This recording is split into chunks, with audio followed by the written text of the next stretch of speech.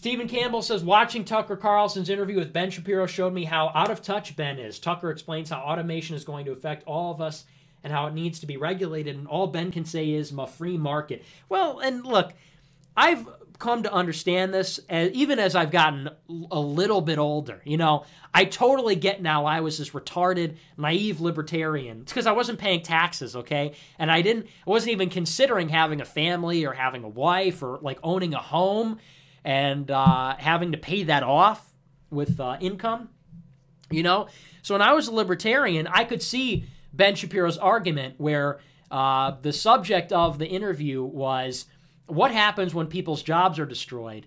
And Ben Shapiro said, well, actually, if your job is destroyed and your industry is hollowed out and it's eaten by technology, why don't you go move somewhere? Go move somewhere. America is your only promise, the adventure of a lifetime. And then, hey, in Scripture it says, move from the land you know. Why don't they just go somewhere else? Why don't they just learn to code? Why don't they pack up and go somewhere else?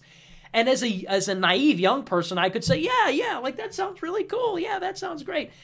But Tucker Carlson rightly points out, I love the comeback, which was so cutting. And it's funny because Tucker Carlson is very conciliatory in this debate, very, very amicable. But he says, oh yeah, and leave their parents' grave and leave behind their town and their community.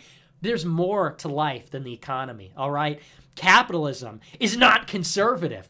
And look, I'm not a communist or anything. I'm not a socialist or anything. But you cannot be a capitalist. You cannot be for technology and call yourself a conservative. It is a fundamental contradiction. The technological revolution and whatever the hell we have now, if you want to call it capitalism, it's like capitalism on steroids. This has been the most disruptive force in human history. Conservatism is about conservation. It's about preservation. It's about deferring to tradition and the status quo. You cannot be an advocate for, a zealot for the most disruptive forces that have caused the most upheaval in human history and then call yourself a conservative. You can't do it. And that doesn't mean you have to be a communist or you have to be some kind of Ted Kaczynski primitivist, but you do have to acknowledge that what we're doing right now is not conservative. It's not right-wing at all. And Ben Shapiro, of course, doesn't acknowledge that because Ben Shapiro's rich. Ben Shapiro's not going to be the one that has to move. He pays a lot of taxes. We could live in a white, Asian, and Jewish neighborhood. He pays a lot of taxes so he doesn't have to live with the Browning of America. I mean, that's what it is. It's what it is. Ben Shapiro lives, I'm sure, in a very nice space. I don't know if he lives in a house or an apartment, but he pays lots of money in taxes to make sure that he's far removed from all that disruption. And if he wants, he could have a generational home in a fine neighborhood where his kids can grow up and they can take that house and so on and so forth.